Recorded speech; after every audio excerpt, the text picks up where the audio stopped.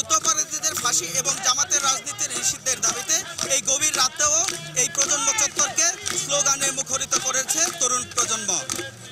সামাজিক যোগাযোগ মাধ্যম ফেসবুক ও ব্লগে আহ্বান জানিয়ে শুরু হওয়া ক্ষুদ্র প্রতিবাদ আজ সারা দেশবাসীকে একসুতোয় গেঁথেছে। দিন যত গড়াচ্ছে একদিকে যেমন আশার আলো ছড়াচ্ছে, তেমনি আশঙ্কা বাড়ছে এই আন্দোলনকে ভিন্ন খাতে প্রবাহিত করার। এই আন্দোলনকে ঘিরে রাজনৈতিক কূটকৌশল ঠেকাতে এবং এই আন্দোলনকে সফল করতে কি ধরনের প্রস্তুতি আছে আন্দোলনকারীদের, সে বিষয়ে আমরা জানতে চাইব।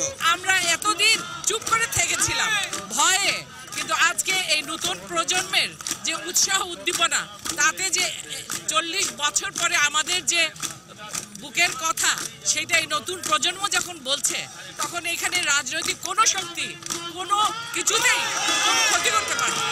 কোনো রাজনৈতিক প্রেক্ষাপটে আমরা এই রাজাঘাটের ফাঁসি চাই না।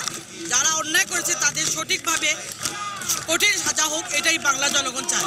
এই আন্দোলনের মূল দাবি হওয়া উচিত সমস্ত যুদ্ধ অপরাধীদের আমরা ফাঁসির কার্যকর দেখতে চাই এবং ফাঁসির রায় চাই, অন্য কিচ্ছু না।